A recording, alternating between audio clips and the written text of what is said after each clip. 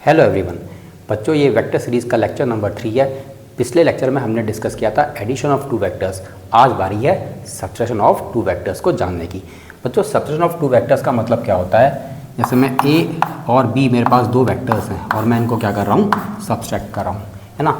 बच्चों, एक तो ये होती है इसकी रिप्रेजेंटेशन, या फिर आप इसको ऐसे भी रिप्रेजेंट कर सकते हो, ए प्लस ऑफ माइनस बी। वैसे अगर देखा जाए वेक्टर की लैंग्वेज में ये रिप्रेजेंटेशन ज़्यादा अच्छी रहती है। तो वेक्टर का रिप्रेजेंट या तो ऐसे लिखो या फिर ऐसे लिखो। जनरली मैं इसको प्रेफर करूँगा, लेकिन अगर देखा जाए मीनिंग इसका ये है कि मैं ए में क्या जोड़ रहा हूँ, माइनस ऑफ बी जोड़ रहा हूँ। मेरे कहने का मतलब क्या है? मेरे कहने का मतलब है, मान लो ये मेरे पास कोई एक वेक्टर ए दे रखा है ना, और ये एक वेक्टर है बी, और इनके बीच कोई एक एंगल है थीटा। कितना एंगल है? थीटा है। अब अगर मैं ए में बी जोड़ूँ तो इसकी बात हमने पिछली क्लास में करी थी, लेकिन इस बार हम क्या जोड़ना चाहते हैं? ए में जोड़ना चाहते हैं माइनस ऑफ बी। और मैंने आपको वेक्टर सीरीज के लेक्चर नंबर 1 में बताया था कि नेगेटिव वेक्टर क्या होते हैं। देखो, नेगेटिव वेक्टर क्या होते हैं? ऐसे दो वेक्टर्स जिनका मैग्नीट्यूड सेम हो लेकिन वो अपोजिट डायरेक्शन में एक्ट कर रहे हों। तो अगर मैं ए में माइनस ऑफ बी जोड़ना चाहता हूँ तो बच्चों, अगर ये बी है तो इसका मतलब इसका माइनस ऑफ बी कहाँ रहा होगा? हाँ, यहाँ रहा होगा। तो ये है आपका माइनस ऑफ बी, ठीक है ना। अब जरा ध्यान से देखना बच्चों, आपको याद होगा जब हमने ए में बी जोड़ा था तो ये इसका रिजल्टेंट आया था इस तरीके से, है ना। इस तरीके से इसका रिजल्टेंट आया था। लेकिन इस बार हमें क्या जोड़ना है?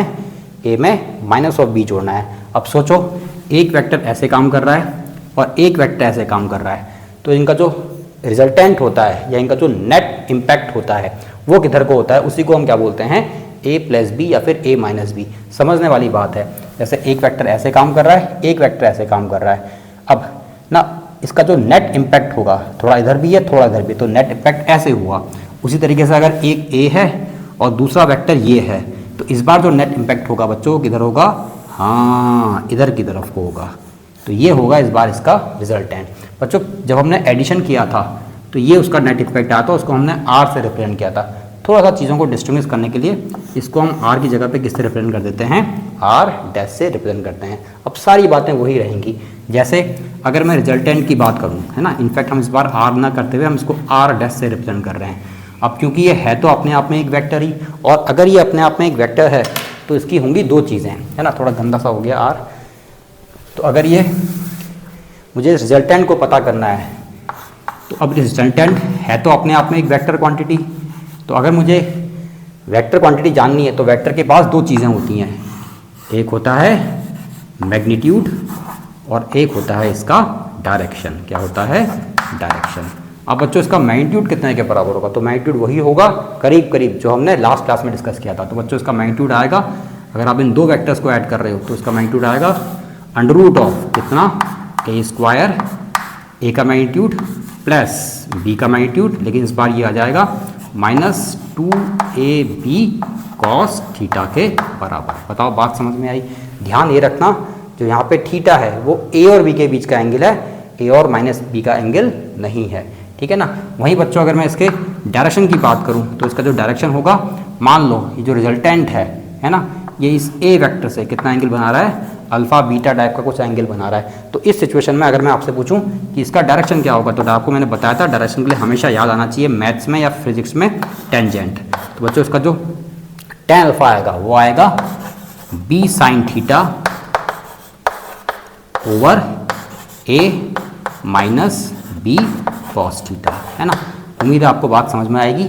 अगर आपने एडिशन देखा है या एडिशन वाला वीडियो देखा है तो ये बात समझने में कोई दिक्कत नहीं आती है, ठीक है। ओके है, तो ये पहली बात होगी। फिर एक बार रिपीट कर लेते हैं। हम बात कर रहे हैं सब्ट्रैक्शन ऑफ टू वेक्टर्स की, मतलब ए को बी से माइनस कर रहा हूँ, लेकिन वेक्टर नोटेशन के हिसाब से ज़्यादा अच्छा होता है कि हम बोलें कि हम ए में क्या जोड़ रहे हैं? इस बार माइनस ऑफ बी जोड़ना चाहते हैं। तो अगर ये ए था, ये बी था, तो इसका मतलब ये रहा होगा माइनस बी। तो इसका जो नेट इम्पैक्ट आएगा इस बार वो इस तरीके से आएगा। तो इसको मैं आर डैश से रिप्रेजेंट कर रहा हूँ। ये क्या है? ये इन दोनों का वेक्टर सम है। अब क्योंकि ये इन दोनों का वेक्टर सम है तो उसको हम लिख सकते हैं कैसे करके? r is equal to vector r is equal to कितने के बराबर? a plus minus of b। अब क्योंकि ये रिजल्टेंट है, तो क्योंकि आप दो वेक्टर का एडिशन कर रहे हो या सब्ट्रैक्शन कर रहे हो, ये अपने आप में जो एंड रिजल्ट आएगा वो अपने आप में खुद एक वेक्टर क्वांटिटी होगी। क्योंकि ये वेक्टर है तो इसका होगा अपना मैग्नीट्यूड और इसका होगा अपना डायरेक्शन। अब मैग्नीट्यूड की अगर बात करी जाए तो बच्चों रिजल्ट करीब करीब वैसा ही रहता है, ए स्क्वायर ए का मैग्नीट्यूड प्लस बी का मैग्नीट्यूड का स्क्वायर माइनस ऑफ 2 ए का मैग्नीट्यूड बी का magnitude into cos of angle theta. बस ध्यान ये रखना है कि जो थीटा है ये ए और बी के बीच का या ए और माइनस बी के बीच का एंगल नहीं है, जबकि ए और बी के बीच का एंगल है। दूसरी बात, इस रिजल्टेंट वेक्टर का होगा अपना डायरेक्शन। अब डायरेक्शन का मतलब होता है कि ये जो चीज़ है ये किधर की तरफ को है, इसका डायरेक्शन किधर की तरफ को है, तो उसके लिए हमने ये वाले एंगल को अल्फा मान लिया। तो जब भी हम डायरेक्शन की बात करते हैं, मतलब ये अगर वेक्टर निकालना है तो इसके लिए हमने लगाया tan अल्फा। ये वही करीब करीब वैसा ही प्रूफ है ना, जो लास्ट वीडियो में हमने डिस्कस किया था एडिशन में। तो tan अल्फा कितने के बराबर, b sin theta over a minus b cos theta. बच्चों ध्यान रखना, वेक्टर सब्ट्रैक्शन जो होता है, दो वेक्टर का सब्ट्रैक्शन, ये ज़्यादा इंपॉर्टेंट होता है एडिशन से। मतलब जब आप इसको 2D पढ़ोगे ना तो वहाँ पे वेक्टर सब्ट्रैक्शन ज़्यादा इंपॉर्टेंट आपको फील होगा। ठीक है, अब इसके कुछ इंपॉर्टेंट केसेस मैं आपसे डिस्कस करता हूँ। कुछ इंपॉर्टेंट केसेस के ऊपर हम जरा चर्चा करते हैं, उससे पहले आप फटाफट इसको नोट करें। अब बच्चों इसके स्पेशल केसेस ज़रा डिस्कस करते हैं। तो आओ, इसका पहला स्पेशल केस, स्पेशल केसेस। तो केस नंबर 1 हम यहाँ पे डिस्कस कर रहे हैं। तो देखो केस नंबर 1 क्या बन सकता है, तो जैसे एडिशन में बनाता है वैसे ही इसके केसेस बनेंगे। मान लो आपके पास जो थीटा एंगल है, मतलब ए और बी के बीच का जो एंगल है वो कितने के बराबर है, 0 के बराबर है। अच्छा, एक बार फिर ज़रा डायग्राम बना लेते हैं। ये था ए और ये था बी, और ये था इनके बीच का एंगल थीटा। हमने इस बार ऐड करना था ए में क्या, माइनस ऑफ बी ऐड करना था, तो ये था हमारा माइनस ऑफ बी। और ये जो आया था, ये आया था इन दोनों का net impact, that is resultant, जिसको हमने आर ऐसे रिप्रेजेंट किया था, है ना।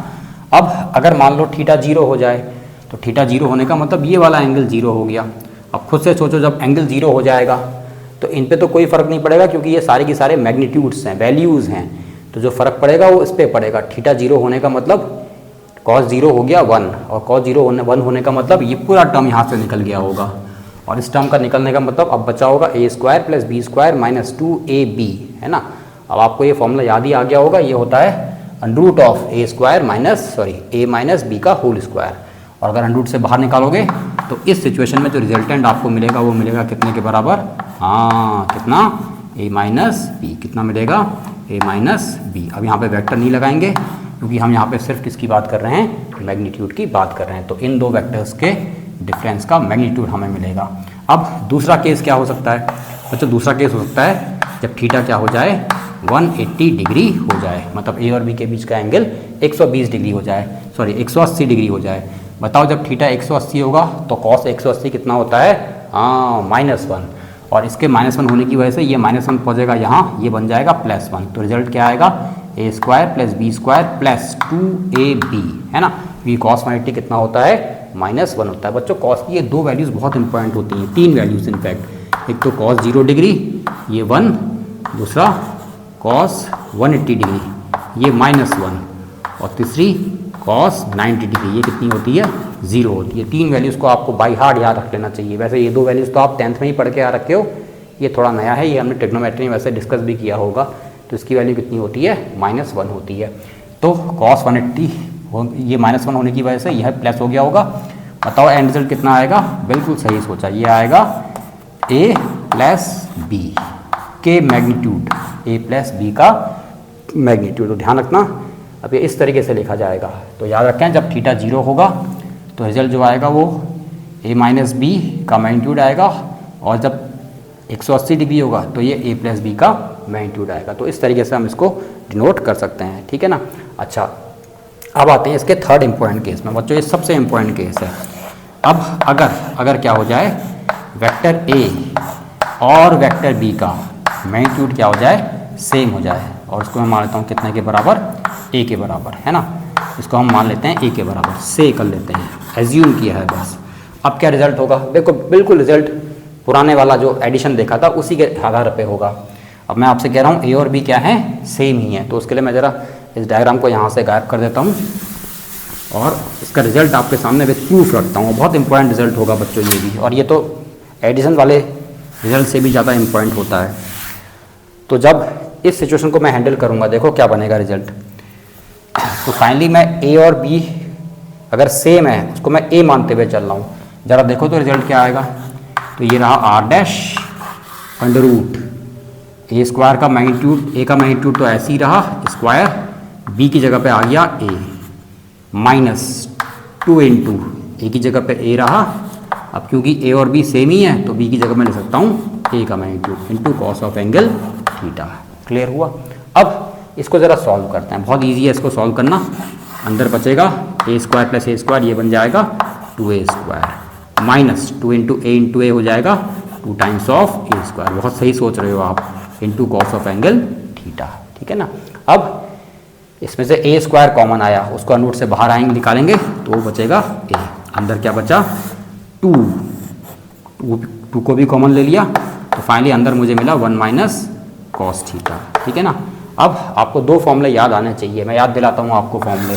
तो एक फॉर्मूला होता है 1 माइनस कॉस थीटा और एक फॉर्मूला होता है 1 प्लस कॉस थीटा। इसको हमने ट्रिग्नोमेट्री, बेसिक मैथ्स की ट्रिग्नोमेट्री क्लास में डिस्कस किया था बच्चों। 1 प्लस कॉस थीटा होता है 2 कॉस स्क्वायर, जितना भी एंगल है उसका हाफ। उसी तरीके से 1 माइनस कॉस थीटा होता है 2 साइन थीटा या 2 sine square theta divide 2 sine square theta by 2 होता है। ठीक है ना?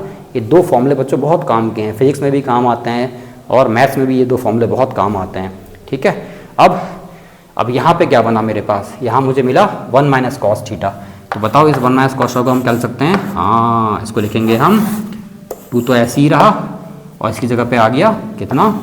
2 साइन स्क्वायर्ड थीटा बाई 2। बिल्कुल सही सोचा आपने। अब जरा ध्यान से देखो, बताओ 2 इंटू 2 स्क्वायर रूट के अंदर है, बाहर आ जाएगा तो बचेगा क्या? 2 इंटू ए। अच्छा, अंदर क्या बचा? साइन स्क्वायर थीटा, ये भी रूट से बाहर आना चाहेगा और ये बन जाएगा साइन थीटा बाई 2। याद आया? जब हमने एडिशन में यही केस डिस्कस किया था तो एडिशन में ये केस क्या आया था? 2a कॉस थीटा बाई 2, जबकि सब्ट्रैक्शन में क्या आया? 2a sign theta by 2। ये बहुत इजी होता है बच्चों याद करना, है ना? तो फिर मैं यहाँ पे अब डायरेक्टली रिजल्ट लिखता हूँ। तो जिस अगर सिचुएशन में ए और बी वेक्टर्स के मैग्नीट्यूड सेम हो जाएं और वो समथिंग ए या फिर बी टाइप का हो जाए तो उस समय जो आर डैश आता है ना, जो नेट रिजल्टेंट आता है वो कितना आता है? 2a साइन थीटा बाई 2 आता है। बच्चों बहुत इंपॉर्टेंट रिजल्ट है, अभी मैं आपको इसका यूज़ दिखाता हूँ, है ना? तो इसको नोट करें, फिर आगे बढ़ते हैं और इसी के कुछ और स्पेशल केस डिस्कस करेंगे। अब इसके कुछ इंपॉर्टेंट केसेस देखो, इंपॉर्टेंट रिजल्ट कह सकते हो आप, है ना? अब इसमें क्या क्या हो सकता है? पॉसिबिलिटीज़ क्या क्या हैं? पहली possibility, if theta is equal to 0। बच्चों अगर थीटा 0 हो जाए, बताओ साइन 0 0 होता है, तो इस सिचुएशन में जो आपका आर डैश आएगा बताओ वो कितने के बराबर आएगा? हाँ, 0 के बराबर। ठीक है ना? दूसरी सिचुएशन क्या हो सकती है? इफ थीटा, अच्छा ऐसा एंगल लेना है जो 2 से पूरा डिवाइड हो जाए। जैसे मैं अगला एंगल 30 नहीं ले सकता हूँ तो अगला एंगल मैं कौन सा लूँगा? 60 लूँगा। बताओ थीटा की वैल्यू 60 पुट करते ही डिवाइड बाई 2 कितना हो जाएगा? 30। तो बचा क्या? साइन 30। और साइन 30 कितना होता है? 1/2। 2 से 2 कैंसिल आउट, तो जो इस बार रिजल्टेंट मुझे मिलेगा इस सिचुएशन में कितने के बराबर? a के बराबर मिलेगा, है ना? थर्ड केस क्या हो सकता है? If theta is equal to कितने के बराबर? 90 डिग्री के बराबर। बताओ थीटा की वैल्यू 90 पुट करते ही मुझे क्या मिल जाएगा? 45। और साइन 45 कितना होता है? हाँ, 1/√2। अब फिर इस 1/√2 का थोड़ा सा मेकअप करो आप। जैसे ये 2a है और ये 90 पुट करने के बाद 45 बन गया और साइन 45 कितना होता है? 1/√2 होता है। अब ये वैल्यू कुछ मज़े वाली वैल्यू नहीं आ रही है तो हमने क्या करा? √2 को मल्टीप्लाई किया और √2 से डिवाइड किया। 2 से 2 कैंसिल आउट हो गया तो फाइनली इस केस में मुझे रिजल्टेंट कितने के बराबर मिला? √2 टाइम्स ऑफ किसी वेक्टर a के बराबर। ठीक है ना? अब अगले केस पे आते हैं बच्चों। नेक्स्ट केस क्या होगा? जब थीटा कितना हो जाए? थीटा हो जाए 120 डिग्री। बताओ थीटा की वैल्यू 120 डिग्री पुट करते ही डिवाइड करोगे 2 से बचेगा साइन 60। तो साइन 60 कितना होता है? √3/2। तो इस समय अगर आप देखोगे तो रिजल्टेंट कितने के बराबर आएगा? √3 टाइम्स ऑफ a के बराबर आएगा। वहीं अगर मैं बात करूं इसका एक और केस, अगर थीटा कितना हो जाए? 180 डिग्री हो जाए, तब थीटा 180 डिग्री हो जाए तो ये बचेगा साइन 90। और साइन 90 पे साइन की मैक्सिमम वैल्यू होती है दैट इज़ 1। तो इसका मतलब इस सिचुएशन में जो आपका आर डैश आएगा वो कितने के बराबर आएगा? 2a के बराबर आएगा। तो बच्चों ये रिजल्ट अगर हो सके तो इनको याद कर लेना चाहिए, आपके कैलकुलेशन को बहुत आसान कर देते हैं, है ना? खास तौर पर जब आप 12th में जाओगे तो इलेक्ट्रोस्टैटिक में कूलॉम्स लॉ के या इलेक्ट्रिक फील्ड के से रिलेटेड क्वेश्चंस आपको मिलेंगे, वो इसी ट्रिक से बहुत जल्दी सॉल्व हो जाते हैं। खैर वो तो अभी बात की बात है, फिलहाल के लिए ये एक इम्पॉर्टेंट केस मैंने आपसे डिस्कस कर रखा है, किसके लिए, सब्ट्रैक्शन ऑफ टू वेक्टर्स के लिए। अच्छा एक बात बच्चों मैं आपको और याद दिलाऊं, आपको याद है जब हमने एडिशन ऑफ टू वेक्टर्स किया था, तो एडिशन ऑफ टू वेक्टर्स के केस में ये बिल्कुल उल्टा क्रम चल रहा था। उस सिचुएशन में 0 डिग्री एंगल पे आर की वैल्यू आ रही थी 2a के बराबर, 60 डिग्री पे √3 टाइम्स ऑफ a, 90 पे सेम ही थी, 120 पे a आया था और 180 डिग्री पे 0 आ गया था। तो एडिशन में ये रिजल्ट बिल्कुल उल्टा चल रहा होता है। ठीक है, ओके, चलो अब बढ़ते हैं आगे और मैं आपको बताता हूँ कि ये जो सिचुएशन है ये आपको कहाँ कहाँ यूज़ कर सकते हो, इस सिचुएशन को आप कहाँ कहाँ यूज़ कर सकते हो, इसके 2 एग्जाम्पल मैं आपको देता हूँ। ठीक है, ये आगे जाके आपको यूज़ करनी ही करनी पड़ेगी, तो टिल देन आप कॉपी करें फिर आगे बढ़ते हैं। देखो बच्चों क्या क्या सिचुएशन आपको मिल सकती हैं यहाँ, तो 2 सिचुएशन मैं आपको दिखा रहा हूँ। सिचुएशन नंबर 1, मान लो आपसे कहे अ body is moving in a body is moving in a circular path, कोई बॉडी है किसी सर्कुलर पाथ में जा रही है ना। आपसे कहता है फाइंड द मैग्नीट्यूड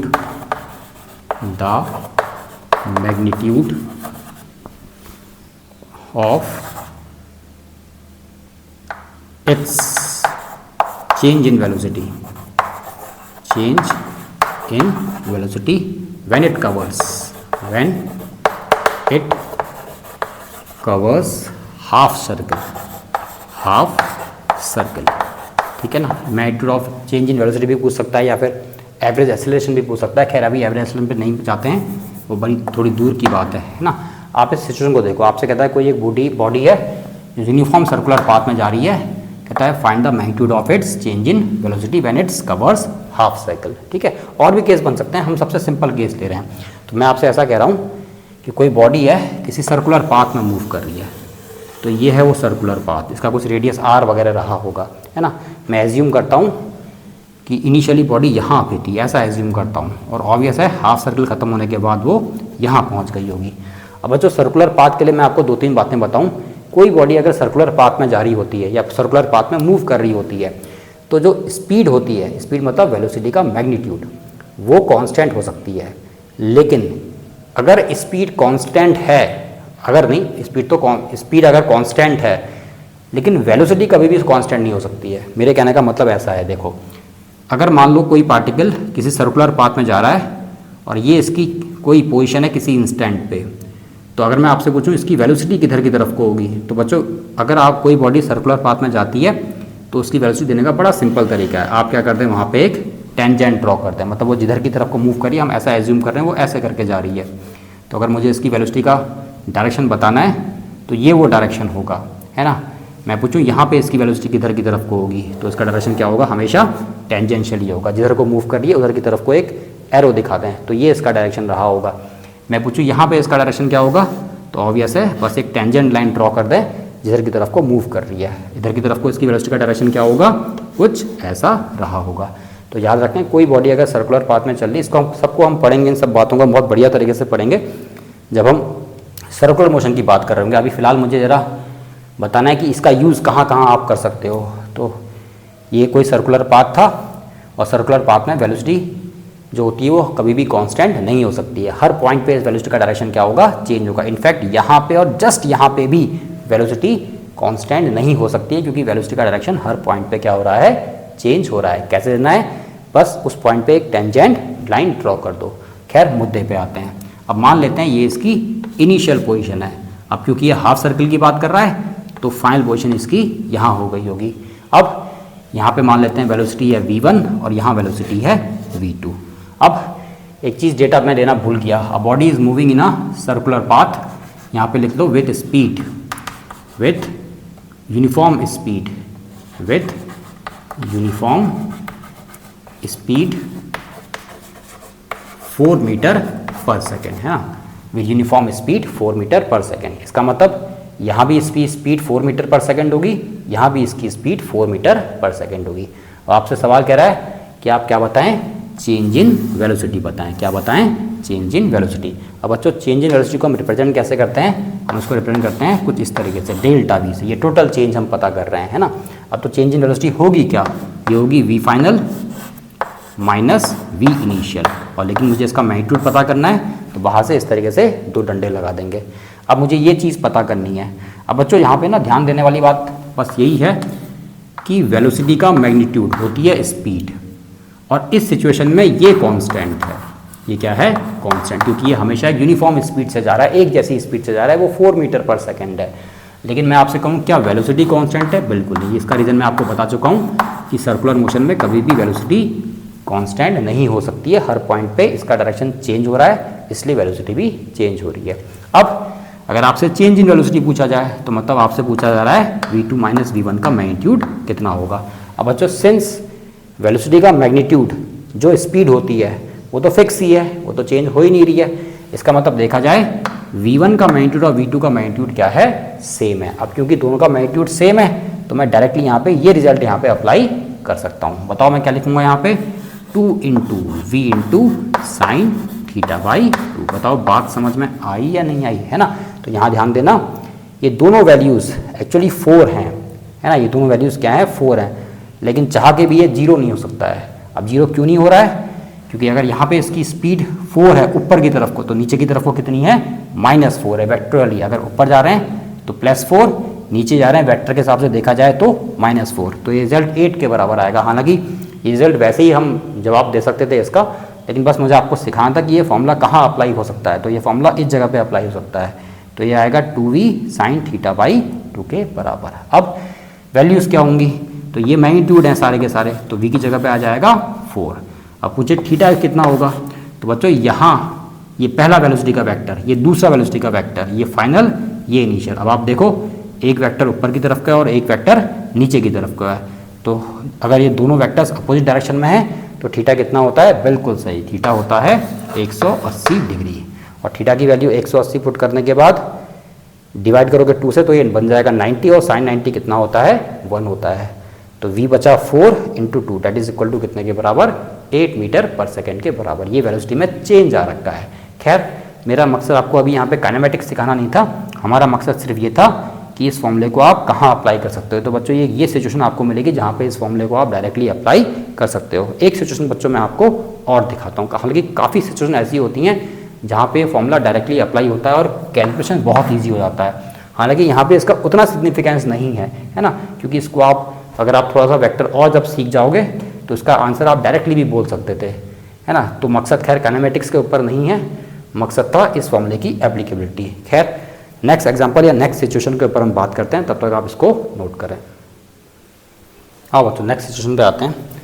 अब मैं यहाँ पे ना क्वेश्चन नहीं लिख रहा हूँ, डायरेक्टली ऐसी मुझे आपको समझा देता हूँ। तो आपसे कहता है, मान लो इसको x मान रहे हैं, ये y हो गया। हाँ, मान लो आपसे कहता है कि कोई पार्टिकल है वो 5 मीटर पर सेकेंड की स्पीड से कहाँ जा रहा है, ईस्ट की तरफ को जा रहा है। कहाँ जा रहा है, ईस्ट की तरफ को। तो ये वो डायरेक्शन हुआ। मान लें x को हम क्या मानते हैं, जनरली ईस्ट मानते हैं, उसी तरीके से y को फिर हम नॉर्थ मान सकते हैं। तो मैं आपसे कह रहा हूँ कोई पार्टिकल है 5 मीटर पर सेकेंड की स्पीड से ईस्ट की तरफ को जा रहा है। तो एक्चुअली ये इसके डायरेक्शन को रिप्रेजेंट कर रहा है, मतलब स्पीड विद डायरेक्शन क्या बनती है, वेलोसिटी। तो ये पार्टिकल है 5 मीटर पर सेकेंड की स्पीड से ईस्ट की तरफ को जा रहा है। फिर ये कहता है कि इसने सर्टेन टर्न लिया। क्या लिया, सर्टेन टर्न लिया, सर्टेनली एक टर्न लिया और शार्प टर्न लिया और चढ़ गया किधर की तरफ को, नॉर्थ की तरफ को। लेकिन ऐसा करने में इसने अपनी स्पीड में कोई चेंज नहीं किया, मतलब उसी स्पीड से वो नॉर्थ की तरफ को भी चला गया, है ना। रोबोट ही रहा होगा। तो 5 मीटर पर सेकेंड की स्पीड से ईस्ट की तरफ को था, सर्टेन टर्न लिया और नॉर्थ की तरफ को चला गया। आपसे पूछा जाए कि find the change in its velocity, क्या बताएं, चेंज इन इट्स वेलोसिटी बताएं। तो भैया चेंज इन वेलोसिटी का फॉर्मूला हमें पता है, ये होता है find velocity minus initial velocity. ध्यान रखना आपसे मैग्नीट्यूड पूछा जा रहा है ना, क्या पूछा जा रहा है, मैग्नीट्यूड। अभी हम डायरेक्शन के ऊपर बात नहीं कर रहे हैं। तो मुझे अगर चेंज इन वेलोसिटी पता करनी है तो ये होगा find velocity minus initial velocity. अब ये एक और सिचुएशन है, क्यों, क्योंकि हमारे पास हमें पता है कि यहाँ पे वेलोसिटी का मैग्नीट्यूड चेंज नहीं हो रहा है। सिंस वेलोसिटी का मैग्नीट्यूड चेंज नहीं हो रहा है तो इसका मतलब मैं डायरेक्टली यहाँ पे फिर दोबारा से ये रिजल्ट अप्लाई कर सकता हूँ। मतलब मैं यहाँ पे क्या लिखूँगा 2v साइन थीटा बाई 2, है ना। क्लियर हुआ। अब इस सिचुएशन में अब इसमें वो ऐसा रिजल्ट नहीं आएगा जैसा आप एक्सपेक्ट कर रहे थे। तो इस बार अगर मैं पुट करूँगा तो v आएगा वेलोसिटी का मैग्नीट्यूड दैट इज़ 5 और थीटा की जगह पे इस बार क्या आ जाएगा बताओ। जब आप शार्प टर्न ईस्ट से सीधे नॉर्थ की तरफ को जाओगे तो इस शार्प टर्न में एंगल कितना बना होगा? हाँ, एंगल बना होगा 90 डिग्री का। कितने का बना होगा? 90 डिग्री का। अब इसके लिए आपको कुछ फालतू चीज़ याद करने की ज़रूरत ही नहीं है। इसका रिजल्ट आप डायरेक्टली लिख सकते हो। इसका रिजल्ट मैंने आपको डायरेक्टली बताया था कि जब ये एंगल थीटा हो जाए, दो वेक्टर्स जिनका आपको डिफरेंस निकालना है और उनका अगर मैग्नीट्यूड सेम है और अगर आपको थीटा पता है कितने के बराबर है? 90 के बराबर है। बताओ उस सिचुएशन में ये जो भी रिजल्टेंट आएगा वो कितने के बराबर आएगा? हाँ, देखो जरा पीछे पन्ने पलट के, ये आएगा √2 टाइम्स ऑफ v के बराबर। तो इतनी फॉर्मेलिटी की भी जरूरत नहीं पड़ेगी अगर आपको एंगल वहाँ पे पता है और जनरली ये चीज़ आपको पता ही होती है। तो v की जगह पे कितना पुट किया? 5। तो आंसर क्या बनेगा? 5√2 मीटर पर सेकेंड, है ना। बढ़िया चीज़। तो इस फॉर्मूले को याद रखें। अब बढ़ते हैं एक और सिचुएशन मैं आपको दिखाता हूँ। बच्चों एक इम्पोर्टेंट सिचुएशन क्या है? वेक्टर एडिशन और वेक्टर सब्ट्रैक्शन का कलेक्टिव सिचुएशन है ये। यहाँ पे दोनों यूज़ होंगे, एडिशन भी और सब्ट्रैक्शन भी। देखना कितना बढ़िया केस है। आओ मान लो मेरे पास एक वेक्टर है ए। बहुत ध्यान से देखना बच्चों, एक काम की बात है बड़ी। ये वेक्टर ए है और मान लेते हैं ये वेक्टर बी है, ठीक है। और इनके बीच का एंगल वही अपना प्यारा थीटा, ठीक। और ये हो गया आपका कितना? -b, ठीक है ना। ये एक सिचुएशन मैं आपको दिखा रहा हूँ। अब याद करो जरा पुरानी कहानियाँ, याद करो पुरानी कहानियाँ। बताओ ए और बी अगर वेक्टर ये हैं तो इनका जो नेट इम्पैक्ट होगा या इनका जो रिजल्टेंट होगा, बताओ ये होगा या नहीं होगा? हाँ, इसको हमने क्या बोला था? a प्लस बी बोला था। क्या बोला था? a प्लस बी बोला था। उसी तरीके से बच्चों अगर मैं आपसे कहूँ कि अगर ये a है और ये -b है तो इनका जो नेट इम्पैक्ट होगा वो किधर की तरफ को होगा? बिल्कुल सही सोचा आपने, वो होगा इधर की तरफ को। अब बच्चों मैं आपसे पूछूं ये क्या है तो आप क्या कहोगे? ये कुछ नहीं है, a प्लस ऑफ -b, या डायरेक्टली अब a-b इसको लिख देते हैं। सेट है, बहुत बढ़िया। अब देखना एक कमाल की बात, ठीक है। अब बच्चों मैंने क्या करा ना, मैंने यहाँ पे एक गंदा सा पैरेललोग्राम फॉर्मुलेट किया, ठीक है। थोड़ा ड्राइंग का आपको पता ही है। तो एक पैरेललोग्राम मैं यहाँ पे फॉर्मुलेट करता हूँ, देखना। अब आप मुझे बताओ अगर मैं इस वेक्टर की, इसको ज़रा थोड़ी देर के लिए छोड़ दो, इसको हटाओ, पैरेललोग्राम बाद में बनाएंगे अच्छा सा। हाँ, अब मान लो मैं इस पर्टिकुलर वेक्टर की ज़रा शिफ्टिंग करता हूँ इस तरीके से, पैरेलल शिफ्टिंग इसको बोलते हैं, है ना। तो बताओ ये चीज़, ये जो चीज़ आएगी, है ना, ये जो चीज़ आएगी, बताओ ये चीज़ क्या होगी? ये होगा a-b। ध्यान से देखना, हाँ, ड्राइंग तो खिचड़ी बन जाएगी यहाँ पे अभी। तो मैंने कहा ये a, ये -b, तो ये a-b। तो अगर मैंने इसकी पैरेलल शिफ्टिंग करी और इसको यहाँ पहुँचा दिया तो ये क्या बन गया? a-b बन गया। अब मैं यहाँ पे एक पैरेललोग्राम फॉर्मुलेट कर देता हूँ। तो ये है आपका एक पैरेललोग्राम, ठीक है ना। तो एक गंदे से पैरेललोग्राम को ज़रा साफ करके बनाते हैं दोबारा से। तो फाइनली ये कन्फ्यूज़न निकला, हाँ, ये a, ये b और ये चीज़ ये है a प्लस b। और वहीं अगर इसको देखो तो ये चीज़ क्या है? ये है a-b। अब मेरा कहना, आपको समझाने का क्या मोटिव है, क्या मैं आपको समझाना चाहता हूँ, ज़रा समझना बच्चों। मैं आपको ये समझाना चाहता हूँ, अगर आपके पास कोई पैरेललोग्राम है जो रिप्रेजेंट हो रहा है, जिसकी दो साइड्स रिप्रेजेंट हो रही हैं किन्हीं वेक्टर a और b से, फिर बोलते हैं अगर मेरे पास कोई एक पैरेललोग्राम है जिसकी एडजेसेंट साइड्स रिप्रेजेंट हो रही हैं किन्हीं दो वेक्टर a और b से, तो इस सिचुएशन में जो इसके डायगोनल्स होंगे, जो इसका एक डायगोनल होगा वो होगा addition of a and b, है ना। और वहीं जो उसका दूसरा डायगोनल होगा वो होगा subtraction of a and b, है ना। अब a एंड b लिख देता हूँ मैं। तो पहला होगा addition of A and B और दूसरा होगा subtraction of A and B. जरा ध्यान से देखो, तो अगर ये पैरेललोग्राम अगर आपको दिखता है और उसकी दो एडजेसेंट साइड्स किन्हीं दो वेक्टर से रिप्रेजेंट करी जाती हैं, तो उस सिचुएशन में उसका एक डायगोनल, इसको D1 बोल देते हैं, वो रिप्रेजेंट होगा उसके एडिशन से, मतलब A प्लस बी। वहीं जो दूसरा डायगोनल है वो रिप्रेजेंट होगा, उसको मैं D2 अगर बोल दूं तो वो रिप्रेजेंट होगा subtraction of A and B से। बच्चों ये बहुत काम की चीज़ है, आगे जाके जब आप मैथमेटिकल ऑपरेशन ऑफ वेक्टर्स पे प्रोडक्ट के बारे में पढ़ोगे या वेक्टर्स का मल्टीप्लिकेशन पढ़ोगे, वहाँ पे ये चीज़ काम आएगी, है ना। तो उसको नोट करें, फिर आगे बढ़ते हैं। और बच्चों को सब एग्जांपल डिस्कस करते हैं इसके ऊपर, है ना। और हमने एडिशन भी पढ़ लिया और सब्ट्रैक्शन भी पढ़ लिया है।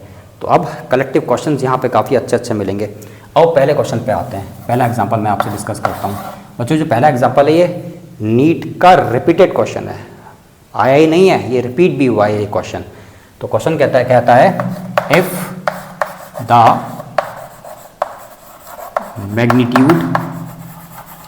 Magnitude of sum of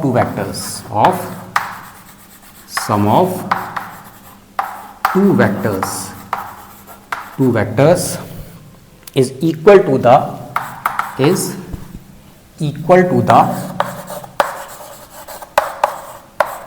magnitude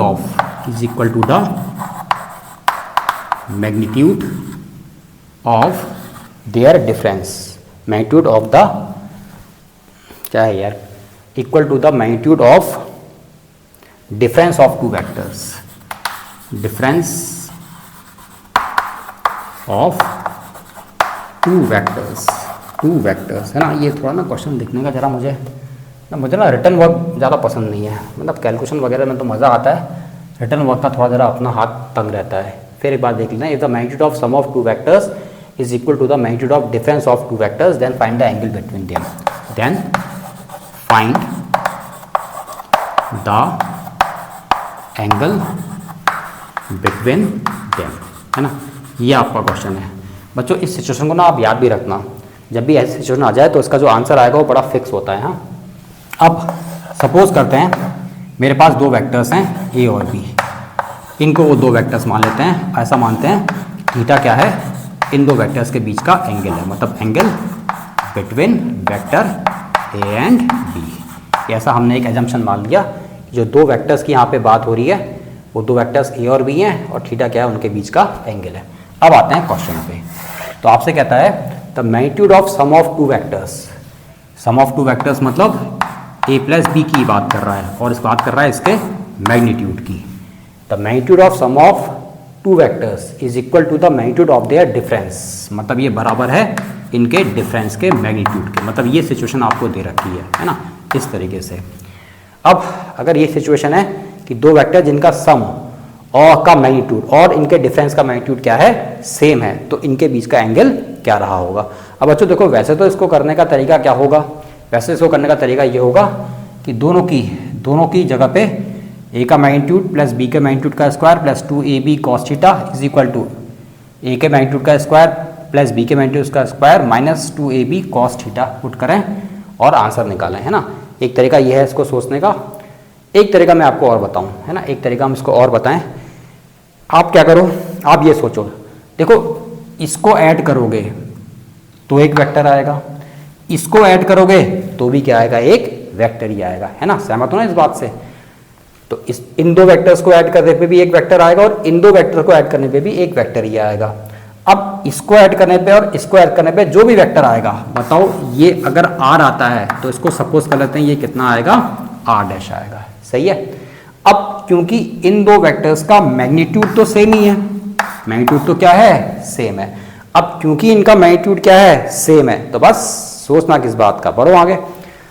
क्योंकि मैग्नीट्यूड सेम है तो बताओ मैं इसकी जगह पे क्या लिख सकता हूँ, ये सम के लिए है और ये किसके लिए है, डिफरेंस के लिए। बताओ मैं चाहूँ तो इसकी जगह पे ऐसा लिख दूँ 2a cos थीटा बाई 2, देखो प्लस है तो प्लस के लिए क्या आएगा 2a cos थीटा बाई 2। वहीं ये क्या है, माइनस, तो बताओ इसकी जगह पे क्या लिख सकता हूँ मैं 2a sin थीटा बाई 2। याद आया या नहीं आया, है ना। तो सम के लिए हम ये रिजल्ट सकते हैं, डिफरेंस के लिए ये रिजल्ट। ऐसा किया क्यों? ऐसा इसलिए किया कि इन दोनों के रिजल्ट से जो भी आपके पास वेक्टर्स आ रहे हैं उनके मैग्नीट्यूड सेम है। अब क्योंकि उनके मैग्नीट्यूड सेम है तो इसके लिए आ सकता है 2a cos थीटा बाई 2 और इसके लिए आ सकता है 2a sin थीटा बाई 2। तो ये एक सोच भी यहाँ पे हो सकती है ना। तो यहाँ से बस अब इसको उड़ाना शुरू कर दो। 2 से 2 उड़ा, a से a उड़ा, साइन को डिवाइड करो cos से, तो ये मिलेगा आपको tan थीटा बाई 2। बहुत अच्छा। और ये बराबर है, बताओ cos यहाँ जाएगा तो यहाँ कितना रह गया होगा 1। अब याद करो अगर tan की वैल्यू 1 किस एंगल पे आती थी, तो tan की वैल्यू आती थी किस एंगल पे, 45 डिग्री पे 1 आती है। तो इसका मतलब ये जो भी एंगल रहा होगा ये कितना रहा होगा, 45 डिग्री रहा होगा। लेकिन हमसे उन दो वेक्टर्स के बीच का एंगल पूछा हुआ है, हमसे थीटा पूछा हुआ है। तो बच्चों यहाँ पे थीटा कितना आएगा, बिल्कुल सही जवाब, कितने के बराबर आएगा, 90 डिग्री के बराबर आएगा। तो बच्चों एक इसकी अप्रोच ये भी हो सकती है। तो एक ये अप्रोच है और दूसरी अप्रोच तो वही कन्वेंशनल अप्रोच है, वही मैं अभी यहाँ पे आपको करके दिखाता हूँ। तो जो दूसरी अप्रोच हो सकती है वो ऐसी हो सकती है। वो अप्रोच ऐसी आप रख सकते हो जैसे बुक्स वगैरह में दिया होता है। आप डायरेक्टली क्या करो, a प्लस बी और a माइनस बी का फॉर्मूला अप्लाई कर दो। जैसे मैं a प्लस बी की जगह पे लिख दूंगा a का मैग्नीट्यूड का स्क्वायर प्लस b के मैग्नीट्यूड का स्क्वायर प्लस 2a का मैग्नीट्यूड b का magnitude into cos of angle theta is equal to a minus B की जगह पे क्या आ जाएगा, a के मैग्नीट्यूड का स्क्वायर प्लस b के मैग्नीट्यूड का स्क्वायर माइनस 2 के a का मैग्नीट्यूड b का मैग्नीट्यूड, अरे यार कितने मैग्नीट्यूड डालने पड़ रहे हैं ये, into cos of angle theta. अब इसको आप सॉल्व करो, रिजल्ट आपको वही मिलेगा। देखो ये a का मैग्नीट्यूड a के मैग्नीट्यूड से गया, b का मैग्नीट्यूड b के मैग्नीट्यूड से गया, बचा क्या, ये और ये वाला टर्म। दोनों को एक साइड ले आओ क्योंकि सेम ही टर्म है, एडिटिव है। ऐड होके क्या आ जाएगा, 4a का मैग्नीट्यूड b का magnitude into cos of angle theta. और ये सारा कार्यक्रम अब कितने के बराबर हुआ, 0 के बराबर, है ना। ये जब सारा टर्म यहाँ आ जाएगा, ये तो कैंसिल हो गए तो बचेगा कितना, 0। अब देखो बच्चों यहाँ पे एक टर्म, दो टर्म, तीन टर्म और चार टर्म, इन चार टर्म का प्रोडक्ट कितना है, 0 है। तो ऑब्वियस है ये 4 तो कभी 0 हो नहीं सकता है, तो इसके बारे में बात करने का मतलब नहीं बना। ये a का मैग्नीट्यूड है तो मैग्नीट्यूड ये भी, क्योंकि a का मैग्नीट्यूड है, ये भी 0 नहीं हो सकता, ये भी 0 नहीं हो सकता। तो जो 0 होने की पॉसिबिलिटी है वो सिर्फ किसकी है, कॉस थीटा की है। अब कॉस थीटा किस एंगल पे 0 होता है, बिल्कुल सही सोचे हो आप, किस पे 0 होता है, 90 डिग्री पे 0 होता है। अब चाहे ये सोच लो या पिछली वाली सोच लो, ये आपकी इच्छा, ठीक है ना। तो मैंने इसको दोनों तरीके से करा दिया। आओ अब नेक्स्ट क्वेश्चन पे आते हैं। तो नेक्स्ट क्वेश्चन क्या कहता है, देखो क्वेश्चन नंबर 2। अब क्वेश्चन नंबर 2 कहता है कि इफ a प्लस बी का मैग्नीट्यूड, a प्लस बी का मैग्नीट्यूड इक्वल टू कितने के है, magnitude of a plus magnitude of b के। और आपसे कहता है इस सिचुएशन में find the angle between a and b, find angle between a and b। तो आपको a और b के बीच का एंगल पता करना है जब आपको ये सिचुएशन दे रखी है। चौक थोड़ी ज़रा डार्क हो गई ना, चेंज कर लेते हैं। तो बच्चों इस सिचुएशन में a और b के बीच का एंगल कैसे निकाला जाए, ध्यान रखना। सिचुएशन क्या है, ये a प्लस बी का मैग्नीट्यूड है और ये magnitude of a plus magnitude of b है, कंफ्यूज मत होना। हाँ, अब देखो इस सिचुएशन को हम कैसे करके हैंडल करेंगे। अब देखो a प्लस बी के अगर मैग्नीट्यूड की बात करी जाए तो इसका मैग्नीट्यूड हम जानते हैं कितना होगा, हाँ, अंडर रूट ऑफ a के मैग्नीट्यूड का स्क्वायर प्लस b के मैग्नीट्यूड का स्क्वायर प्लस 2a का मैग्नीट्यूड इंटू b का magnitude into cos of angle theta is equal to, यहाँ क्या है, यहाँ बच्चों सिर्फ a का मैग्नीट्यूड है, सिर्फ क्या है, a का मैग्नीट्यूड, जबकि यहाँ क्या है, सिर्फ b का मैग्नीट्यूड है। तो कंफ्यूज मत होना, ये बात और ये बात अलग अलग होती है, ठीक है ना। यहाँ भी बच्चों एक बड़ा इंपॉर्टेंट रिजल्ट मिलेगा। अब मुझे a और b के बीच का एंगल चाहिए, लेकिन प्रॉब्लम क्या है, ये अंडर रूट ने मेरे लिए बहुत बड़ी प्रॉब्लम क्रिएट कर रखी है। तो अंडर रूट हटाना होता है तो उसका एक ही तरीका है, आप क्या कर दो, स्क्वायरिंग बोथ साइड कर दो। बताओ स्क्वायरिंग करके ये दिखेगा a square plus b square plus 2ab cos theta, और स्क्वायरिंग करके ये एज इट इज़ जैसा है उस तरीके से ही इसकी क्या हो जाएगी, स्क्वायरिंग। बच्चों अगर देखा जाए ना, ये दो वैल्यूज़ हैं आपकी, ये क्या हैं, दो वैल्यूज़ हैं बस, ठीक है। तो इनकी आप सिंपल इसकी स्क्वायरिंग करोगे तो ये ऐसा दिखेगा। आप जब इसकी स्क्वायरिंग करोगे तो इसमें वही अलजेब्रा के रूल यहाँ पे काम करेंगे, because we are talking about a values. तो वैल्यूज़, दो वैल्यूज़, जैसे हम x प्लस वाई या फिर 2 प्लस 3 का एक टाइप का हम होल स्क्वायर कर रहे हैं, ऐसा आप सोच सकते हो। ठीक है, अब क्या हो सकता है, यहाँ कुछ नहीं हो सकता है, लेकिन यहाँ होने की संभावनाएं हैं, है ना, और संभावनाओं पर ही दुनिया कायम है। बताओ यहाँ की संभावनाएं तुम्हें क्या नज़र आ रही हैं, a प्लस बी का होल स्क्वायर। तो क्या लिखेंगे इसको, a का स्क्वायर प्लस b का square plus 2 into a into B cos theta. ना ना ना ना ना, अरे भैया दो वेक्टर्स का एडिशन नहीं कर रहे हो, यहाँ आप सिर्फ दो वैल्यूज़ का एडिशन कर रहे हो, तो यहाँ पे कॉस थीटा नहीं आएगा। फिर बता देता हूँ, यहाँ गलती कर देते हैं बच्चे, ये दो वैल्यूज़ का एडिशन है, यहाँ पे सिर्फ a प्लस बी का होल स्क्वायर ही लगेगा, या फिर x प्लस वाई का होल स्क्वायर टाइप का लगेगा, तो यहाँ पे कॉस थीटा आने का कोई मतलब नहीं बनता। अब यहाँ क्या बचा है, यहाँ बचा है a square plus B square plus 2ab cos theta. ध्यान रखना बच्चों, ये और ये दोनों मैग्नीट्यूड हैं। अब चाहो तो आप इसको बिना मैग्नीट्यूड के लिख दो, क्योंकि हम जानते हैं हम किसकी बात कर रहे हैं, मैग्नीट्यूड की बात कर रहे हैं, कहीं आप कंफ्यूज ना हो जाओ कि ये अलग बात है और वो अलग बात है। हाँ, तो अब ये दोनों को अगर मैं इक्वेट करूँ तो ऑब्वियस है ये भी a का मैग्नीट्यूड, ये भी a का मैग्नीट्यूड कैंसिल आउट, ये b का मैग्नीट्यूड b के मैग्नीट्यूड से क्या हो गया, कैंसिल आउट हो गया। बताओ यहाँ तक बात समझ में आई। तो फाइनली मुझे मिला क्या, मुझे मिला 2a का मैग्नीट्यूड b का magnitude into cos of angle theta. बताओ यहाँ क्या बचा, 2 इंटू a का मैग्नीट्यूड इंटू b का मैग्नीट्यूड। ठीक है, बस हो गया काम खत्म, पैसा हजम। 2 से 2 गया, a से a गया और b से b गया। तो फाइनली मुझे बचा क्या, मुझे मिला cos theta is equal to कितने के बराबर। देखो यहाँ पे सारा आइटम क्या हो चुका है, कैंसिल आउट। तो बचा क्या, 0 नहीं, कितना बचा है, 1 बचा है। अब कॉस थीटा 1 आ गया।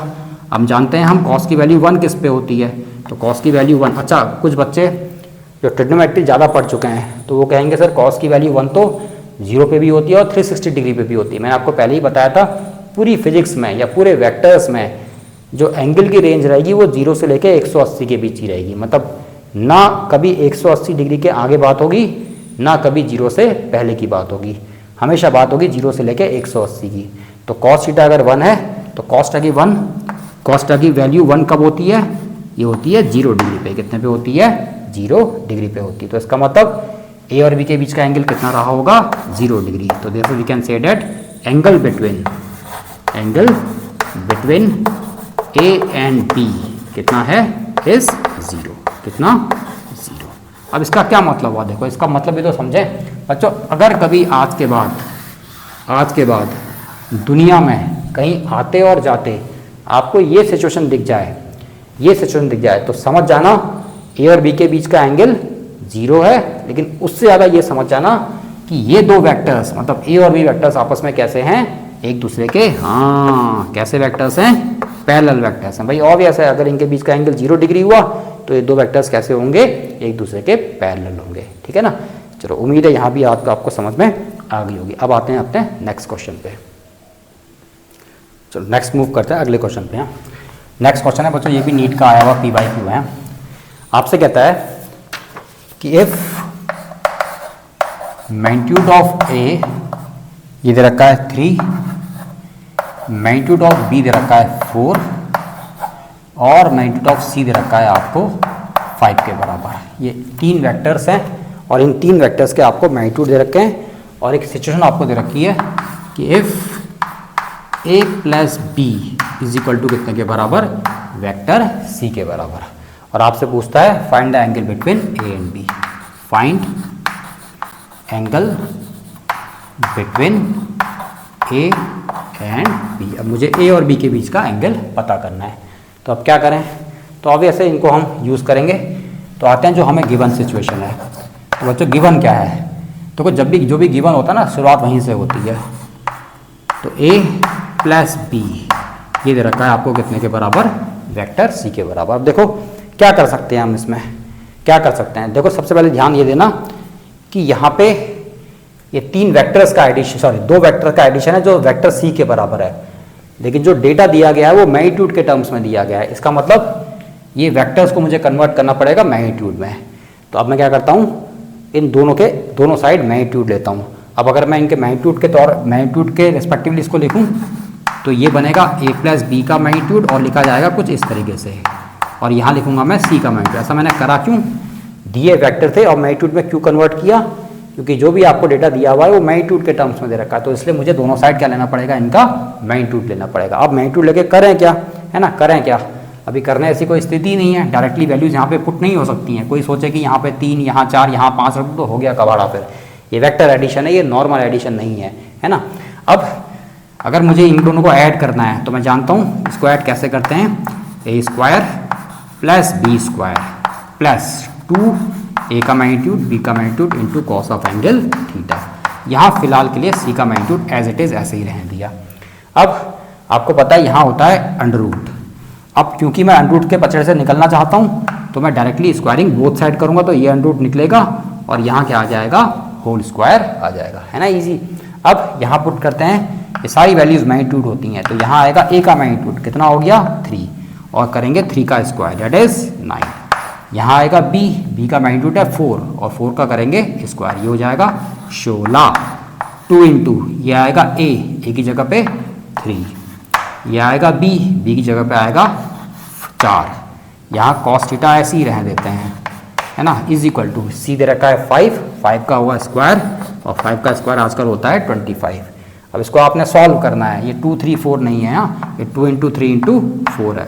अब इसको सॉल्व कैसे किया जाए, तो 9 और 16 मिलके बनता है 25, मतलब ये करेगा इसको कैंसिल आउट, और इसको तीनों को मल्टीप्लाई करोगे तो ये 12 इंटू 2 डेट इज 24। तो मिला क्या आपको मिला 24 into cos theta is equal to, अब ये क्योंकि इससे कैंसिल आउट हो चुका है, ध्यान देना ये इससे कैंसिल आउट हो रखा है, यहाँ जाके कैंसिल आउट हुआ होगा, तो वहाँ बचा कितना होगा, वहाँ बचा होगा 0, है ना। कभी कभी बच्चे यहाँ भी गलतियाँ कर देते हैं, 0 बचेगा या 1 बचेगा, यहाँ जाके कैंसिल आउट हो रखा है, तो फिर यहाँ कुछ नहीं बचा, तो यहाँ क्या बचा फिर 0। अब 24 इंटू कॉस थीटा अगर 0 है तो 24 तो एक फिक्स क्वांटिटी, ये तो 0 हो नहीं सकती है। देखो दो टर्म का प्रोडक्ट है, कितने के बराबर, 0 के बराबर, तो ये टर्म तो 24 है, एक स्पेसिफिक कांस्टेंट वैल्यू है, ये कभी 0 से इक्वेट नहीं हो सकती, तो 0 से इक्वेट होगा वो होगा कॉस थीटा। और जैसे ही आप कॉस थीटा को 0 से इक्वेट करोगे आगे तो आपको पता ही है, बताओ थीटा कितना हो जाएगा, हाँ 90 डिग्री। मैंने कहा था ना कॉस की 3 वैल्यूज बच्चों पकड़े रखना, 0, 90 और 180, ये बहुत काम आएंगी फिजिक्स में। तो उसका मतलब angle between A and B कितने के बराबर आ गया, 90 डिग्री के बराबर आ गया, है ना। तो उम्मीद है आपको ये सवाल भी समझ में आया होगा। अब मूव करते हैं अपने नेक्स्ट क्वेश्चन की तरफ। हाँ बच्चों अपने तीसरे क्वेश्चन की तरफ आ रहे हैं। तीसरा 1 2 3 तीसरा या चौथा जो भी रहा होगा। तो अगला क्वेश्चन आपसे कहता है कि if unit vector A plus unit vector B का मैग्नीट्यूड आपको दे रखा है कितने के बराबर, √3 के बराबर दिया हुआ है। ध्यान रखना ये यूनिट वेक्टर है, मैंने आपको पढ़ाया था यूनिट वेक्टर क्या होता है। क्या होता है यूनिट वेक्टर, वो वेक्टर जिसका मैग्नीट्यूड कितना होता है 1 होता है, और ये किस लिए काम आता है, ओनली टू स्पेसिफाई या to only to indicate direction, ठीक है। अब आपसे कहता है दो यूनिट वेक्टर्स हैं, इनका सम का जो मैग्नीट्यूड है वो √3 है, और आपसे कहता है find unit vector A minus 4 times of unit vector B का मैग्नीट्यूड, ये आपको कैलकुलेट करना है, ठीक है ना। अब कैसे इसको सॉल्व करेंगे देखो, तो बच्चों ये तो गिवन क्वांटिटी है और ये पता करना है। हम एक काम करते हैं, जो पता करना है वहाँ से ज़रा शुरू करते हैं। तो ध्यान रखना ए और बी यहाँ पे यूनिट वेक्टर्स हैं, और यहाँ भी यही वो ए और बी हैं। तो मुझे निकालना है unit vector A minus 4 times of B unit vector का मैग्नीट्यूड, ये फाइंड आउट करना है। मतलब देखा जाए तो बेसिकली ये दो वेक्टर्स का डिफरेंस है। क्या है, दो वेक्टर्स का डिफरेंस है। अब जानते हैं हम जानते हैं जब भी हमें दो वेक्टर के डिफरेंस का मैग्नीट्यूड निकालना होता है वो कितने के बराबर होता है। तो हम ये पढ़ के आ रखे हैं, ये होता है अंडर ऑफ वो वेक्टर जो भी हो उसका मैग्नीट्यूड का स्क्वायर प्लस अगला वो वेक्टर उसके मैग्नीट्यूड का स्क्वायर, एज इट इज़ आएगा, है ना।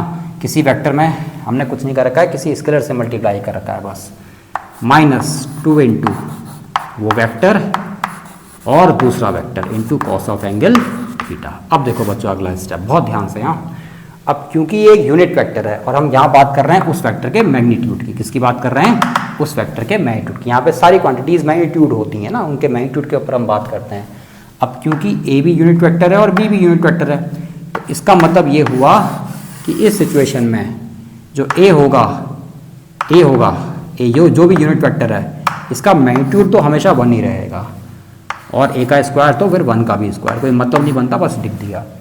अब 4 इंटू यूनिट वेक्टर बी का मैग्नीट्यूड, अब क्योंकि ये भी यूनिट वेक्टर है तो इसका मतलब इसका भी मैग्नीट्यूड कितना होगा 1, तो ये बनेगा 1, 4 इंटू 1 4 का स्क्वायर बन गया 16, है ना, माइनस 2 इंटू ये भी यूनिट वेक्टर इसका भी मैग्नीट्यूड 1, ये भी यूनिट वेक्टर इसका भी magnitude 1 into cos of angle theta. अब इस सवाल को सॉल्व करने में एक ही दिक्कत है, हमारे पास थीटा नहीं है। अब थीटा के लिए क्या करें? अब थीटा के लिए आएंगे हम अपनी गिवन कंडीशन में। बच्चों गिवन क्या है जरा उसको एक बार देख लेते हैं।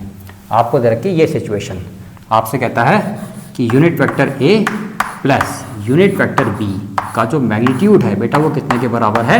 √3 के बराबर है। अब इसी बात का हम क्या करते हैं? फ़ायदा उठाते हैं। अब देखो फ़ायदा उठाना बड़ा आसान है। अब देखो कितना इजी होगा, अगर आपको याद होगा जो ट्रिक मैंने आपको बताई थी, उस ट्रिक से विद इन सेकेंड्स आप बता सकते हो कि आपका थीटा कितना होने वाला है। देखो दो वेक्टर्स तो वही है ना, ए और बी वहाँ भी हैं और ए और बी यहाँ भी हैं।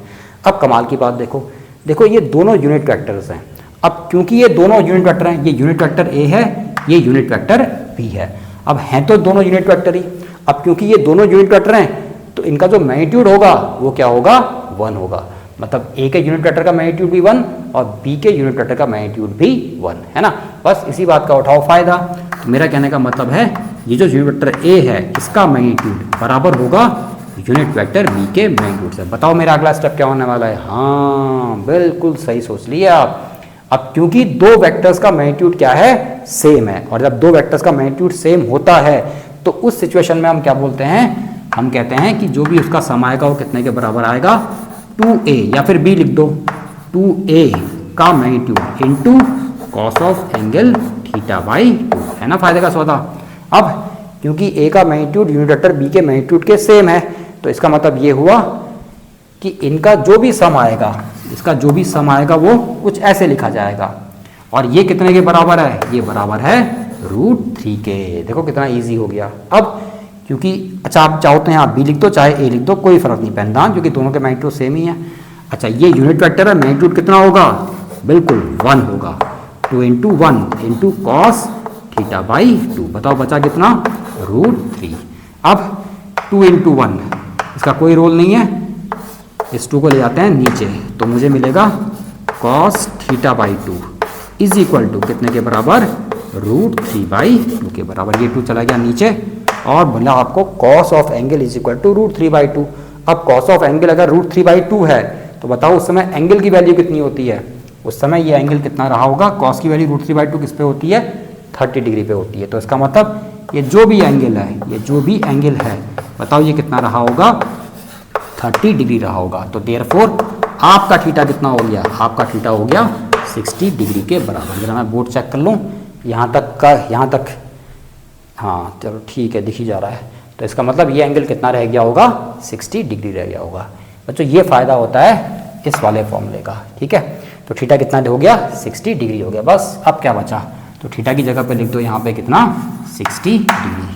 और cos 60 की वैल्यू होती है कितनी? 1/2। मतलब इसका 1/2 इस 2 को कर देगा क्या?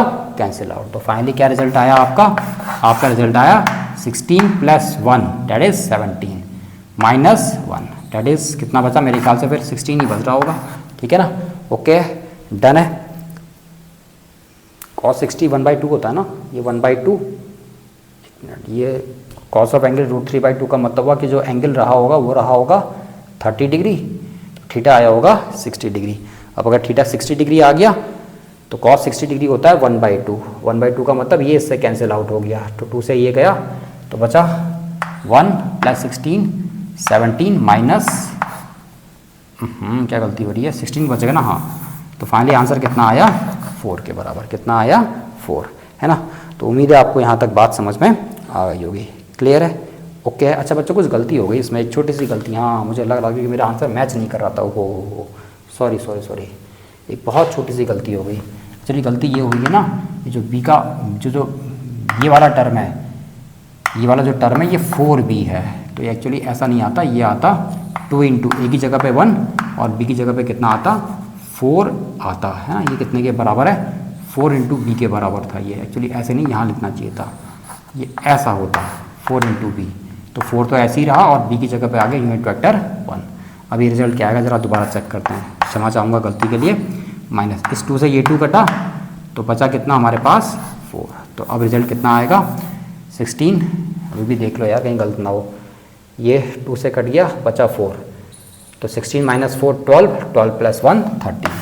तो मेरे ख्याल से ये इसका आंसर आएगा कितने के बराबर, √13 के बराबर। बच्चों गलती क्या हो गई थी ना, ये तो मैंने ठीक लिखा, यहाँ भी ठीक लिखा, 2 इंटू यहाँ तक ठीक था, मैंने बी की जगह पे 4b की जगह पे सिर्फ b लिख दिया था। तो ये एक्चुअली 4b होना चाहिए था। तो गलती के लिए क्षमा चाहेंगे, बाकी आंसर में कोई गलती नहीं है। ठीक है, तो फाइनली आंसर कितना आया, √13 आया। तो खैर ओवरऑल मुद्दा ये नहीं था, चलो छोटी मोटी गलतियाँ हैं, है ना, इंसान से एरर्स होते रहते हैं, मैं भी इंसान ही हूँ वैसे। हाँ, तो इसमें सबसे इम्पोर्टेंट चीज़ ये है कि अगर दो वेक्टर के मैग्नीट्यूड सेम है तो ये फॉर्मूला आप लगा सकते हो, तो इसका फ़ायदा होता है, बहुत काम की चीज़ है। चलो यार आगे बढ़ें, नेक्स्ट क्वेश्चन पे आते हैं। जो अगले कुछ क्वेश्चंस हैं ये बेस्ड ऑन यूनिट वेक्टर्स हैं। बेस्ड ऑन यूनिट वेक्टर्स, ये क्वेश्चन बड़े इंपॉर्टेंट होते हैं बच्चों, बहुत इंपॉर्टेंट क्वेश्चंस होते हैं। मतलब वेक्टर में एडिशन सब्ट्रैक्शन के संग संग जो अगला जो इंपॉर्टेंट क्वेश्चन बनता है वो बेस्ड ऑन यूनिट वेक्टर बनता है, और कलेक्टिव क्वेश्चन बनता है based on unit vector as well as addition and subtraction. ठीक है, अब उसी के आधार पे एक क्वेश्चन मैं आपसे डिस्कस करता हूँ। सबसे पहला मैंने एक बहुत ही आसान सा क्वेश्चन ले रखा है। ये कहता है check whether 1/√2 i cap plus 1/√2 j cap is a unit vector, अब जो थोड़ा बहुत जानते हैं वेक्टर के बारे में वो तो समझ गए होंगे क्या सवाल है।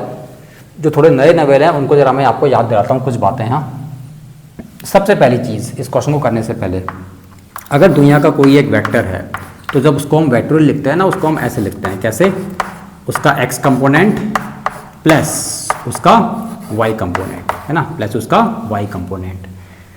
तो कोई भी वेक्टर को इस तरीके से रिप्रेजेंट किया जाता है। इसके बारे में बहुत डिटेल में बात होगी जब हम बात करेंगे रिजोल्यूशन ऑफ वेक्टर्स की, वो नेक्स्ट वीडियो में आएगा। तो अगर कोई वेक्टर इस तरीके से लिखा जा रहा है तो इसका मतलब कुछ नहीं है, ये इसका इम्पैक्ट है अलोंग x डायरेक्शन और ये इसका इम्पैक्ट है अलोंग y डायरेक्शन। ठीक है ना, कुछ ऐसा मैं आपसे कह रहा हूँ। जैसे मान लो ये एक वेक्टर है a। अब बच्चों होता क्या है ना, हम लोग बड़ा कंफर्टेबल होते हैं 1D में 2D के रेस्पेक्टिवली। अब ये जो वेक्टर है ये x में भी काम कर रहा है और y में भी काम कर रहा है।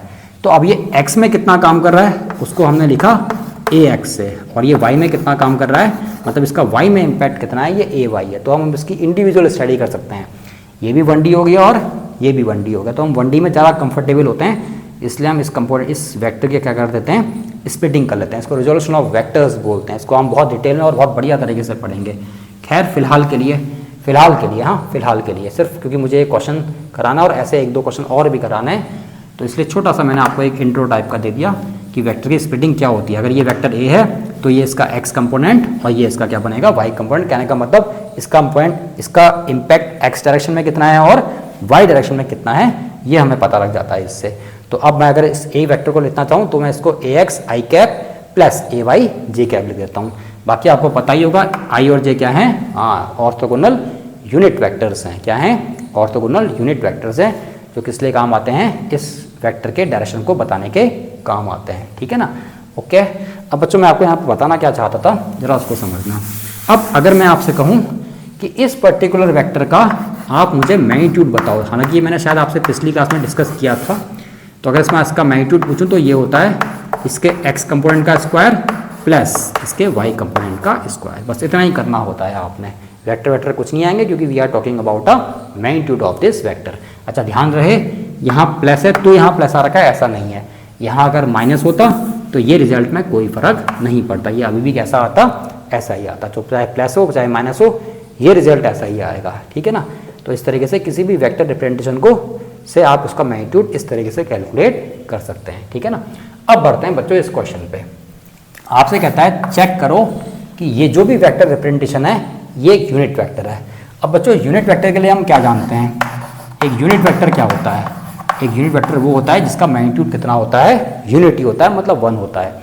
अब अगर मैं इसका आधा, फिर मेरी बात को फिर सुनो, यूनिट वेक्टर वो वेक्टर है जिसका मैग्नीट्यूड कितने के बराबर है, यूनिटी के बराबर है। इसका मतलब मुझे कुछ नहीं करना है, सिर्फ इसका मैग्नीट्यूड कैलकुलेट करना है। और अगर इसका मैग्नीट्यूड 1 आ गया तो इसका मतलब यूनिट वेक्टर रहा होगा, नहीं तो नहीं रहा होगा। आओ फटाफट इसका मैग्नीट्यूड निकालते हैं। तो इसका मैग्नीट्यूड कितने के बराबर आएगा, अंडर रूट ऑफ, इसका ये x कंपोनेंट है मतलब 1/√2 और क्या करेंगे स्क्वायर, सेम जैसा यहाँ कर रखा है, प्लस इसके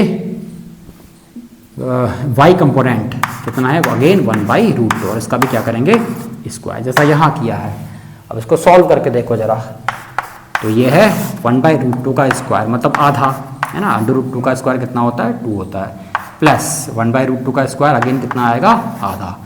तो आधा और आधा मिलकर कितना बनेगा, हाँ पूरा, मतलब ये बनेगा अंडर रूट 1 और अंडर रूट 1 कितने के बराबर होता है, 1 के बराबर होता है। इसका मतलब yes this is a unit vector. तो उम्मीद है ये भी आपको समझ में आ गया होगा। आओ नेक्स्ट क्वेश्चन की तरफ पढ़ते हैं। आओ बच्चों, अगला क्वेश्चन कहता है find unit vector of, find unit vector of, मुझे आसान से क्वेश्चन है, बड़े सिंपल से क्वेश्चन। 4i - 3j प्लस के, अब बच्चों यहाँ पे k भी आ गया है ना, k भी आ गया तो कोई टेंशन लेने की ज़रूरत नहीं है। पहले i और j था, अब संग में k का इन्वॉल्वमेंट ही हो गया, मतलब 3D के ऊपर बात हो रही है ना, x भी है, y भी और z भी है। आपसे कहता है आप इस वेक्टर का क्या निकालें, यूनिट वेक्टर निकालें। मैं सपोज कर लेता हूँ कि जो वेक्टर है ये कोई a वेक्टर है और कितना 4i - 3j प्लस के। अब मुझे इस वेक्टर का यूनिट वेक्टर निकालना है। देखो यूनिट वेक्टर का मतलब वही होता है, एक ऐसा वेक्टर जिसका मैग्नीट्यूड तो 1 होगा लेकिन वो सिर्फ क्या करेगा, डायरेक्शन को इंडिकेट करेगा। तो अगर मुझे किसी वेक्टर का यूनिट वेक्टर चाहिए, मतलब अगर मुझे इसका यूनिट वेक्टर चाहिए, तो मैंने आपको वेक्टर सीरीज के पहले लेक्चर में बताया था, किसी भी वेक्टर का जो यूनिट वेक्टर होता है वो क्या होता है, वो वेक्टर ओवर इट्स मैग्नीट्यूड। बस इतना ही आपने काम करना है, ठीक है, इसमें कंफ्यूज नहीं होना है। अगर किसी वेक्टर का यूनिट वेक्टर चाहिए तो वो वेक्टर ओवर इसका मैग्नीट्यूड। अब बताओ वो वेक्टर कितना है, हाँ वेक्टर तो 4i - 3j प्लस के ही है और नीचे क्या लिखना है, इसका मैग्नीट्यूड। तो बच्चों इससे पहले एग्जाम्पल में मैंने आपको x और y के टर्म्स में दिया था, यहाँ z भी इन्वॉल्व हो गया है, मतलब i j और अब k भी आ गया है।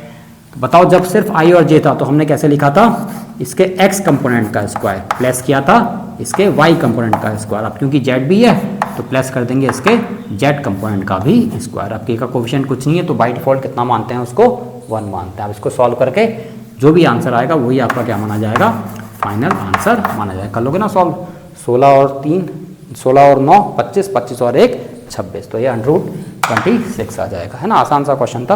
और अगले क्वेश्चन पे आते हैं बच्चों। अगला क्वेश्चन देखना, ये बच्चों बहुत बढ़िया क्वेश्चन है ना, ये अभी तक का सबसे मज़ेदार क्वेश्चन आपको मिलने वाला है। हाँ, आपसे कहता है कि if vector A is 4i + 3j and vector B is 24i + 7j, ये वेक्टर रिप्रेजेंटेशन होती है ना। जब भी वेक्टर्स i और j के संग देते हैं तो ये वेक्टर रिप्रेजेंटेशन होती है। आपसे कहता है फाइंड द वेक्टर, अब ये सुनना ध्यान से, कहता है find a vector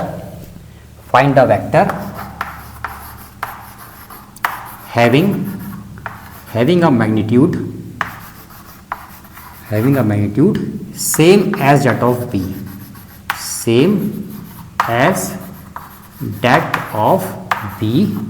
and is parallel to a, and is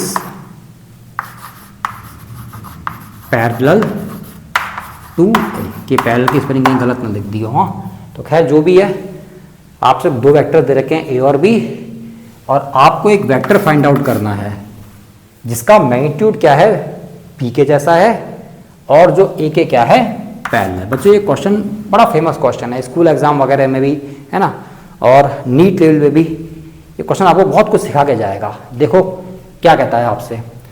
अब सबसे पहले मैं एक काम करता हूँ, वो जो भी वेक्टर है ना, वो जो भी वेक्टर है उसको मैं सपोज कर लेता हूँ P, let the vector which we have to find out is represented by p। अब वो वेक्टर p है।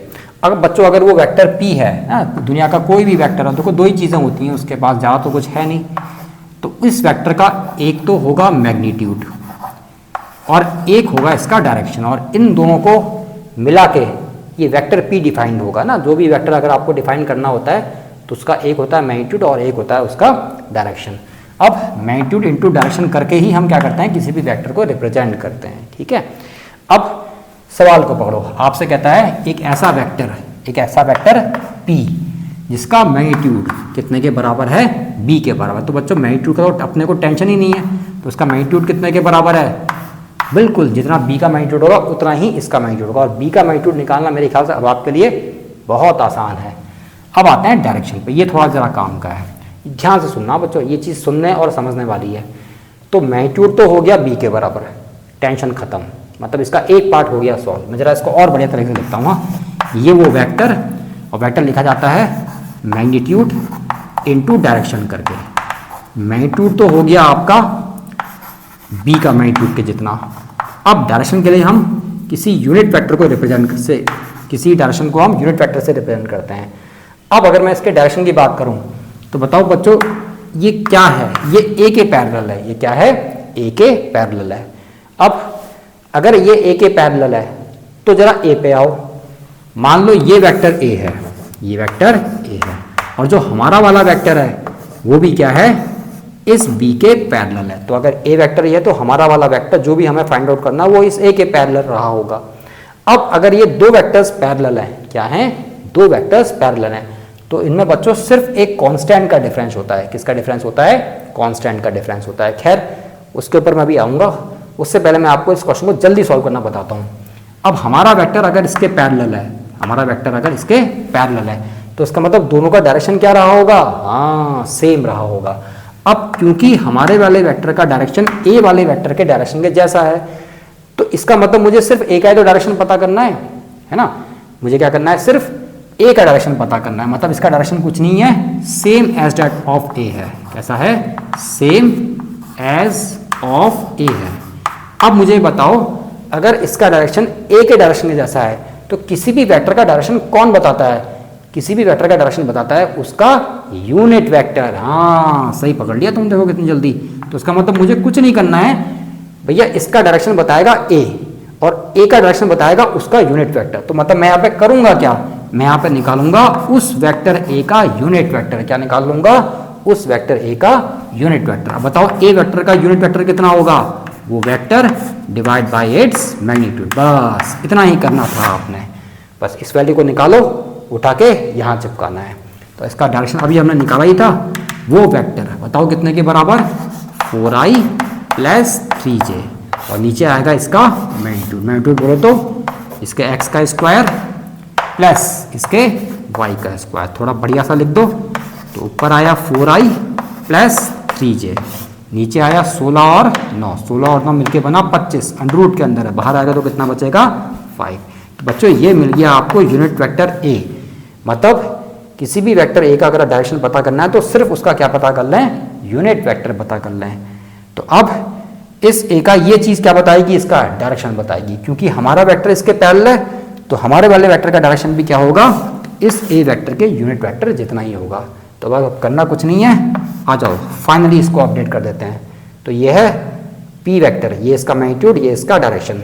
बताओ मैग्नीट्यूड कितने के बराबर है, b के बराबर है। तो b का मैग्नीट्यूड हमें दिख ही रहा है कितना है, ये है 24 का स्क्वायर प्लस कितना, 7 का स्क्वायर। ये मैग्नीट्यूड का काम हो गया खत्म। इनटू क्या कर देंगे, अच्छा ये जरा थोड़ी खिचड़ी बन गई है, इस खिचड़ी से बचने के लिए जरा यहाँ की तरफ को शिफ्ट कर देते हैं इसको। तो मैंने आपसे कहा ये है वेक्टर p और ये बराबर होगा मैग्नीट्यूड इनटू इट्स डायरेक्शन के।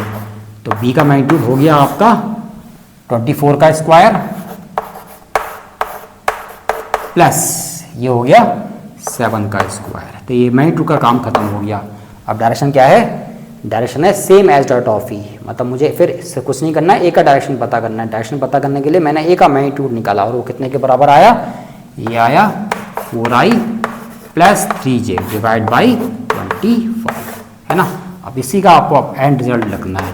तो ये है 24 का स्क्वायर। अब 24 का स्क्वायर कितना होता है? हाँ 576। ये है 7 का स्क्वायर मतलब 49। दोनों को जोड़ोगे ये आएगा √625। बाहर निकालोगे कितना बचेगा? 25 बचेगा, अगर मैं सब कुछ ठीक कर रहा हूँ तो। ठीक है ना। अब ये आया 25 और एक मिनट, ये 5 तो हो माफ़ी चाहूँगा, ये 5 था। ये कितना था? 5 है ना। इनटू ये है 4i प्लस 3j। नीचे कौन बैठा हुआ है? 5 बैठा हुआ है। देख लेना ये 25 था, मैंने गलती से 25 पुट कर दिया था, मुझसे बहुत गलतियाँ होती हैं ना। अब इसको सॉल्व करना, ये कटेगा इससे कितने टाइम? 5 टाइम। अब इस 5 को अंदर ले जाओ, उसको बढ़िया सा लिख दो, तो ये हो जाएगा 20i cap plus 15j cap, है ना। बच्चों इस चीज़ को ना ज़रा याद रखना, इस चीज़ को याद रखना। मैं अभी आपको एक चीज़ सिखाने वाला हूँ इसमें। तो ये आ गया मेरा वेक्टर p, ये आ गया हमारा वेक्टर p। अब बच्चों इसमें एक चीज़ है कमाल की, सीखने लायक। हाँ, इसको ज़रा मैं आपको यहाँ दिखाता हूँ, एक बहुत बढ़िया चीज़ है जो आपको मैं अभी भी बता सकता हूँ। हाँ देखो, आप लोगों को याद है आपने क्लास 10th में पैरेलल लाइंस पढ़ी होंगी, है ना। अच्छा लिखना था, सॉरी ना, आपने क्लास 10th में पैरेलल लाइंस पढ़ी होंगी। अब ये पैरेलल लाइंस क्या होती थी? देखो, दो लाइन जब पैरेलल होती थी तो उन दो लाइनों में एक ही फर्क होता था, उनका जो कांस्टेंट टर्म होता था, मतलब जो उसका सी होता था वो अलग अलग होता था, है ना। ओहो, दुखती रग पे हाथ रख दिया मैंने, चलो छोड़ो, आओ यहीं पे बात करते हैं। बच्चों ये वेक्टर ए था और जो हमारा वेक्टर था उसका डायरेक्शन जस्ट ए जैसा था, है ना, ऐसा। अब क्योंकि ये दो वेक्टर्स पैरेलल हैं तो उसका बच्चों एक ही मतलब बनता है। इसका मतलब बनता है जो ए वेक्टर रहा होगा वो सम कांस्टेंट के टाइम्स वेक्टर बी रहा होगा। ये कंफर्म्ड है, ये बिल्कुल कंफर्म्ड है। जब भी दो वेक्टर, इनफैक्ट जब भी दो वेक्टर पैरेलल हो या एंटी पैरेलल हो तो ये कंडीशन हमेशा जस्टिफाई होगी। जब, चलो पैरेलल के ऊपर ही बात कर लेते हैं, जो जब दो वेक्टर आपस में पैरेलल होंगे तो कोई एक वेक्टर क्या होगा? के टाइम्स होगा दूसरे वेक्टर के। ये होना ही होना है। अब ये मत सोचना कि कुछ भी हो सकता है, ये 5 हो सकता है, ये 1/5 भी हो सकता है, तो टेंशन लेने की जरूरत नहीं है, लेकिन कंडीशन ये हमेशा जस्टिफाई होगी। देखो यहाँ भी जस्टिफाई हो रही है। जरा इन स्टेप्स को देखो, इसको सॉल्व करें, मुझे 25 मिला, इस 25 को 5 से कैंसिल आउट किया, तो इन बिटवीन यहाँ से यहाँ आने में कभी ना कभी इसकी शक्ल ऐसी रही होगी, इसकी शक्ल ऐसी रही थी। जरा इस शक्ल को देखो तो जरा, ये 5 टाइम्स ऑफ कितना आ रहा है? 5 times of 4i plus 3j आ रहा है नहीं आ रहा है ना। अच्छा अब जरा बात को समझना। अच्छा देखो जरा, इसको समझो, ये क्या है? ये सब छोड़ो एक बार के लिए, ये सब क्या है? ये 4i प्लस 3j है। अच्छा 4i प्लस 3j है कितने के बराबर? ये है a के बराबर, और 5 क्या है यहाँ पे? हमारा कांस्टेंट k है, और ये मिलके क्या आया? p आया। अब बताओ बात समझ में आई या नहीं आई? तो अगर कोई वेक्टर है, मैंने ये ऐसे ही आपको दिखाया था, इन जनरल है, ये ऐसा ही केस भी है ये। तो अगर कोई वेक्टर p है और एक वेक्टर a है तो इन दोनों के बीच जो डिफरेंस होता है वो सिर्फ k का होता है। मतलब p क्या हो सकता है? k टाइम्स ऑफ a, या फिर a क्या हो सकता है? k टाइम्स ऑफ p हो सकता है। देखो कंडीशन जस्टिफाई हो रही है ना। चलो बहुत बढ़िया। तो ये था बच्चों हमारा नेक्स्ट क्वेश्चन। अब बच्चों इसमें क्वेश्चन तो मेरे पास काफ़ी सारे बचे हुए हैं, तो नेक्स्ट बाकी क्वेश्चंस हम नेक्स्ट क्लास में डिस्कस करेंगे, है ना। और फिर मैं आपको नेक्स्ट क्लास में एक और चीज़ समझाऊंगा कि अगर 2 से ज़्यादा वेक्टर्स होते हैं तो उसको किस तरीके से ऐड किया जाए। तो आज की क्लास के लिए इतना ही। Till then take care, bye bye. और वही बात, अगर लेक्चर आपको पसंद आए, अगर लेक्चर पसंद आए तो कृपया कर देना, ठीक है। ओके बच्चों, thank you very much. Till then take care, bye bye.